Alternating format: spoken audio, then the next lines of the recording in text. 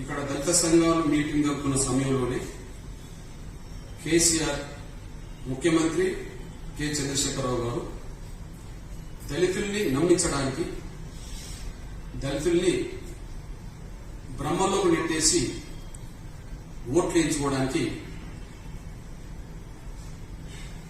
దళితులతోటి విందు భోజనాలు చేస్తుంది. ఇది పెద్ద డ్రామా. మీకు నిజాయితీ లేని ఈ విందులు, చిత్తశుద్ధి లేని నీ మాటలను దళిత సమాజం ఎట్టి పరిస్థితుల్లో నమ్మదు. నిజాయితీ లేని విందులు, చిత్తశుద్ధి లేని నీ హామీలు దళిత సమాజం ఎట్టి పరిస్థితులను నమ్మదు.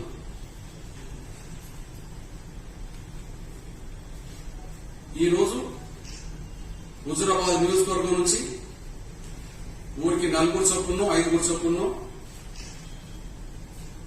సమీకరించి ఏసీ బస్సుల్లో ముందు పోలీసుల వాహనాల రక్షణ మధ్యలో ఏసీ బస్సులు తీసుకొచ్చారు. ఇవాళ ప్రగతి భవన్ లో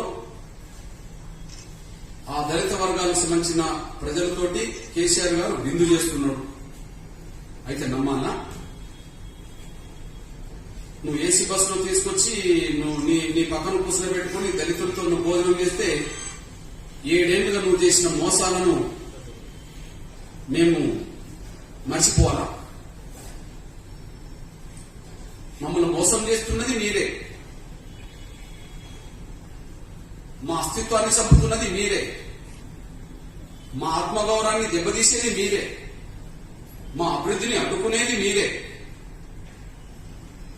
7 ఏళ్లలో ఇవన్నీ సాక్ష్యాలు మా దళిత హృదయాల్లో రగిలిపోతున్నాయి.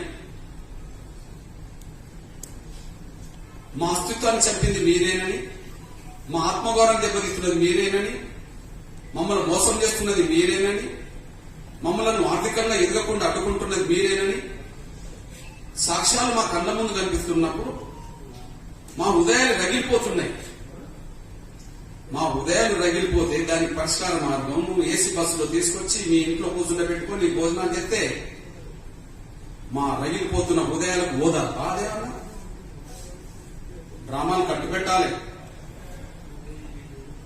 ఈ చీప్ ట్రిక్స్ ఏదైతున్నదో మీరు ఏసీ బస్సులో తీసుకొచ్చి వీరితో కలిసి భోజనం చేస్తే ఈ దళితులందరినీ నమ్మి నా వెనక నిలబడతారు, నా కండగా నిలబడతారు అనేది ఏదైతే భ్రమలు నువ్వు అనుకుంటున్నావో, భ్రమలో నువ్వెళ్తున్నావో అది కట్టిపెట్టు, నిజాయితీని ప్రదర్శించు. అంతే, అది కట్టిపెట్టు, నిజాయితీని ప్రదర్శించు.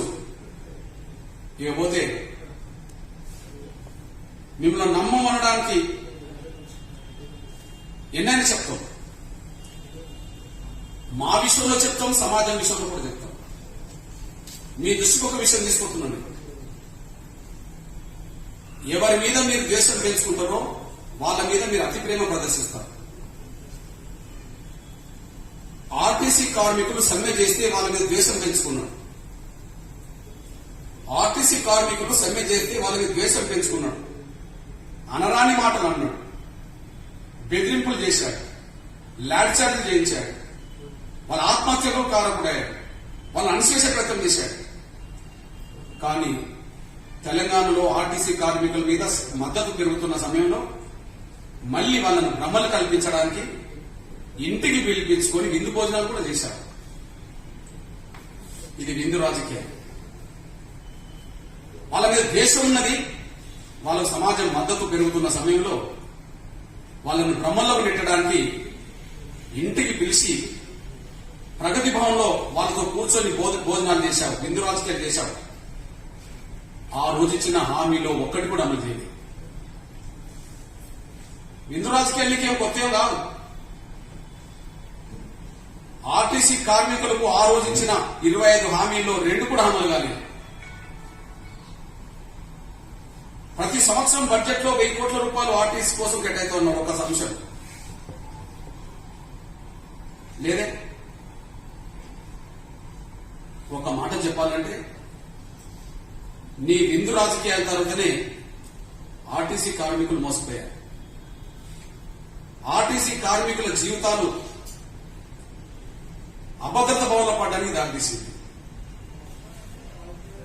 ఆర్టీసీ కార్మికులు నీ విందు రాజకీయాల తర్వాతనే అణిచివేత గురవుతున్నారు.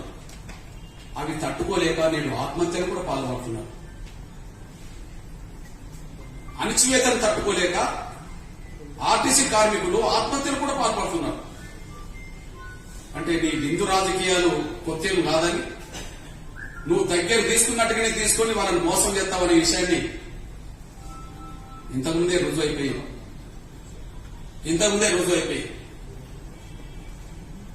అదే సమయంలో గుర్తు చేస్తున్నాను. ఎందుకని నమ్మాలి? మమ్మల్ని మోసం చేసింది నిజమే కదా. 12 సంవత్సరాలు నమ్మించి దళితులే ముఖ్యమంత్రి చేస్తారని చెప్పి తీరా తెలంగాణ వచ్చిన మొదటి రోజు నువ్వే ఆ కుర్చీలో కూర్చున్నావు కదా. అంటే మీరు మమ్మల్ని మోసం చేయలేదని నమ్మాలా? ప్రతి దళిత పేద కుటుంబానికి, వ్యవసాయ కూలీకి సంబంధించిన ప్రతి పేద కుటుంబానికి 3 ఎకరాల చొప్పున భూ పంపిణీ చేస్తామని చెప్పి 119 నియోజకవర్గాల్లో ఎన్నికల ప్రచారం చేసుకుని ఓట్లు వేయించుకున్న మీరు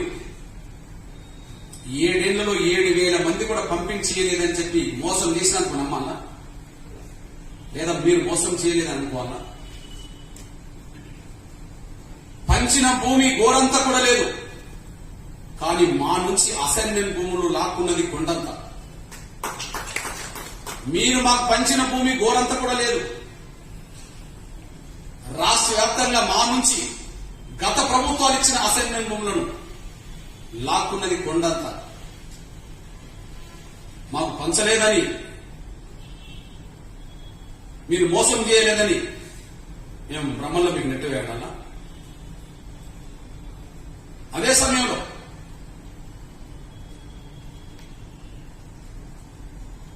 మా అస్తిత్వాన్ని రాజకీయంగా చంపాడు.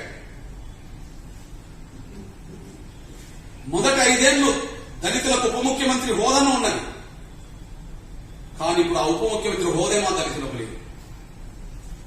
అంటే 2వ స్థానంలో దళితుల్ని ఉండనివ్వడం కూడా నీకు ఇష్టం లేదు. మొదటి స్థానం ఎట్లా మమ్మల్ని మోసం చేసి నువ్వే పుంజుకున్నావు. మొదటి 5 ఏళ్లు మమ్మల్ని భ్రమలు పెట్టడానికి 5 ఏళ్లు ఉప ముఖ్యమంత్రి హోదా కల్పించావు. కానీ ఇప్పుడు నీ 2వ పరిపాలనలో ఆ హోదే రద్దయిపోయింది. నీ 2వ పరిపాలనలో మా హోదే రద్దయిపోయింది. అంటే మా అస్తిత్వాన్ని చంపేశావు, మా ప్రాతినిధ్యాన్ని చంపేశావు. పక్క రాష్ట్రమైన ఆంధ్రప్రదేశ్ లో 5 దళిత మంత్రులు ఉన్నారు, ఒక ఉప ముఖ్యమంత్రి ఉన్నారు. పక్క రాష్ట్రమైన కర్ణాటక, తమిళనాడులో 5, 6 రాష్ట్ర మంత్రులు ఉన్నారు. అక్కడి నుంచి కేంద్ర మంత్రులు కూడా ఉన్నారు, మా వర్గాలకు సంబంధించిన వారు.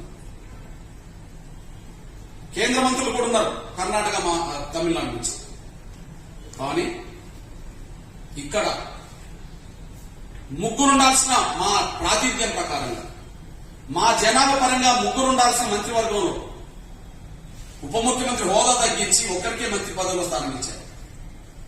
ఆనాడు మాదిగలుకుంటే మా మాల సోదరులకు లేదు.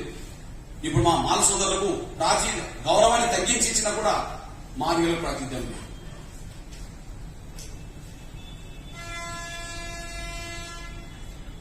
నీ ముఖ్యమంత్రి కార్యాలయంలో ఒక దళిత ఐఏఎస్ ఆఫీసర్ లేదు. నీ కార్యాలయానికి మా దళిత ఆఫీసర్లు అంటరాన్నోలైపోయారు. నీ ముఖ్యమంత్రి కార్యాలయానికి మా దళిత ఆఫీసర్లు అంటరాన్నోలైపోయారు. నీ సలహా మండలిలో ఒక దళితుడు లేదు.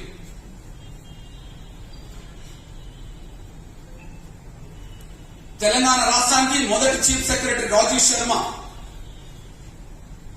ఆయన రిటైర్డ్ అయిపోయిన వెంటనే ఆయనను ప్రత్యేక సలహాదారుగా, ముఖ్య సలహాదారుగా నియమించుకున్నావు.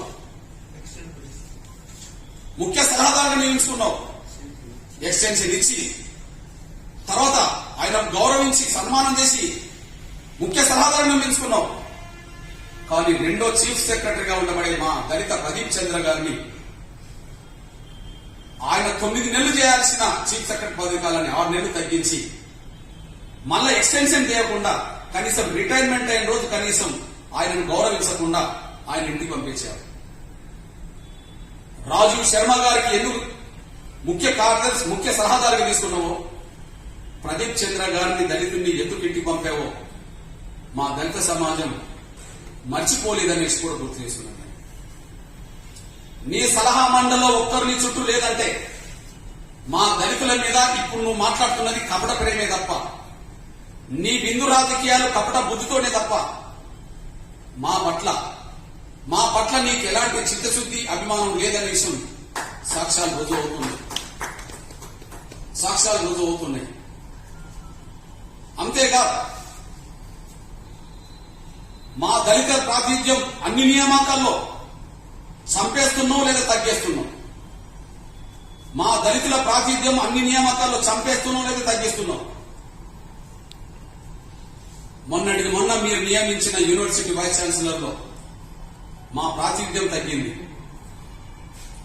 తెలంగాణ పబ్లిక్ సర్వీస్ కమిషన్ లో మా ప్రాతినిధ్యం తగ్గింది. ఇట్లా చెప్పుకుంటూ పోతే ప్రతి చోట మా ప్రాతినిధ్యం తగ్గించుకుంటూ పోతున్నాం. ఎందుకు నమ్మాలి కేసీఆర్ గారిని? మిమ్మల్ని ఎందుకు నమ్మాలి? మిమ్మల్ని నమ్మే ప్రసక్తి లేదు.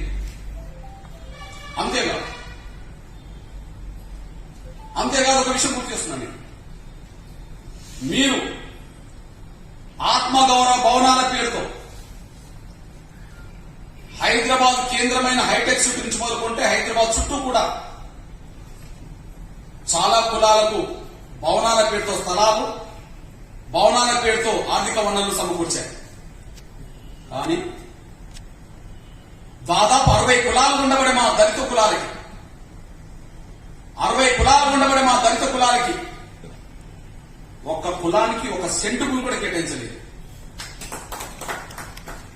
నువ్వా దళితుల గురించి మాట్లాడేది? నువ్వా దళితుల గురించి ప్రేమ ఒలకపోసేది? ఈరోజు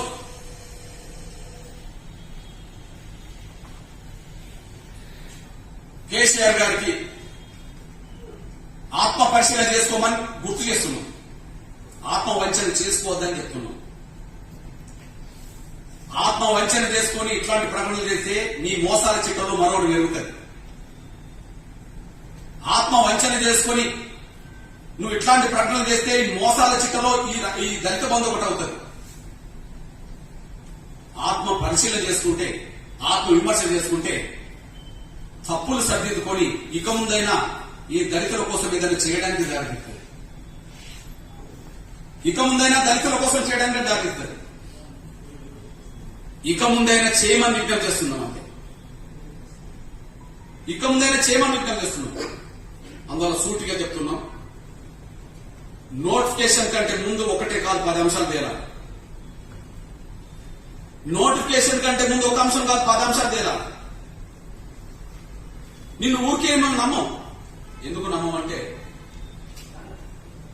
నోటిఫికేషన్ వచ్చినాక అప్పటికే అధికారుల లిస్ట్ అంతా దళితులు తయారై ఇక ఇచ్చే సమయానికి నోటిఫికేషన్ వచ్చింది కాబట్టి మేము ఇవ్వలేకపోతున్నాం, మేమే అధికారం ఉంటాం, ఇక్కడ గెలిచినా ఓడిన అధికారం మేమే ఉంటాం కాబట్టి మేమే అమలు చేస్తాం కదా అని చెప్పి నమ్మించి హుజురాబాద్ లో లబ్ధి పొంది తర్వాత ఎగనామం పెట్టే అవకాశం కేసీఆర్ నైజంలో ఉన్నది. దానికి నేను సాక్ష్యం చెప్తున్నా. నేను గ్రేటర్ హైదరాబాద్ కేంద్రంలోనే ఇప్పుడు ప్రెస్ మీట్ పెడుతున్నా. పోయిన జిహెచ్ఎంసీ ఎన్నికల్లో వరదలు తీవ్రంగా వచ్చినప్పుడు వరద బాధితుల కోసం కేసీఆర్ గారు మాట్లాడింది ఏందో సమాజం మర్చిపోలేదు.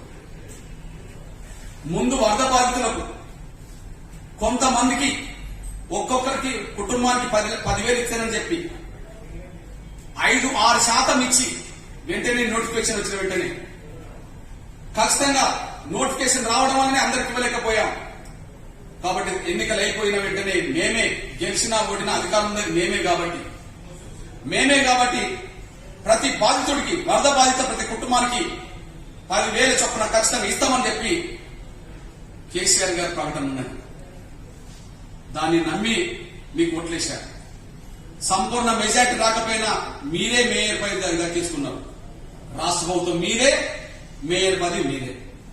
మరి నెలలు గడిచిపోతున్నాయి కానీ మీరేమన్నా 10,000 రూపాయలను ఇచ్చారా? మీరేమన్నా ఒక 10,000 రూపాయలు ఇచ్చారా? ఇవ్వలేదు. మరి నోటిఫికేషన్ తర్వాత మీ గవర్నమెంటే మీరు మేయర్న కానీ 10,000 కానప్పుడు మరి మీరు ఒక్కొక్క దళిత కుటుంబానికి 10 లక్షలు ఎట్లు ఇస్తారన్నమాట. కేసీఆర్ గారు రాష్ట్ర వ్యాప్తంగా 1,00,000 కోట్లు ఇస్తామని చెప్పి మాట్లాడింది కదా నిన్న. విందు రాజకీయాలు చేసినప్పుడు 1000 కోట్లే ఆర్టిస్ట్ కేటాయిస్తా అన్నాడు కదా. 1000 కోట్లు కేటాయించినోడు మాకు 1,00,000 కోట్లు ఎట్లా కేటాయిస్తాడు? ఇక్కడ 10,000 ఇవ్వనోడు 10 లక్షలు ఎట్లా ఇస్తాడు? ఇక్కడ 10,000 హైదరాబాద్ లో ఇవ్వనోడు 10 లక్షలు ఎట్లా ఇస్తాడు? అమాయకులు ఎవరు లేరు. నీ దగ్గర భజన పనులు ఉండవచ్చు, కానీ బయట ఉన్నది మేము ఉద్యమకారులం, మా దళితుల కోసం జీవిస్తున్న వాళ్ళం. నీ దగ్గర భజన పనులు ఉండవచ్చు, మేము ఇక్కడ ఉన్నది ఉద్యమకారులం, మా దళిత సామాజిక వర్గాల కోసం జీవిస్తున్న వాళ్ళం. మాకు న్యాయం ఎవరు చేసినా వాళ్ళకి అండగా ఉంటాం, మమ్మల్ని మోసం ఎవరు చేసినా ఎదుర్కొంటాం. ఇది మా సంస్థ. కాబట్టి చెప్తున్నా, నోటిఫికేషన్ కంటే ముందే దయచేసి పాత్రిక ఎలక్ట్రానిక్ మీడియా మిత్రులకు పాయింట్స్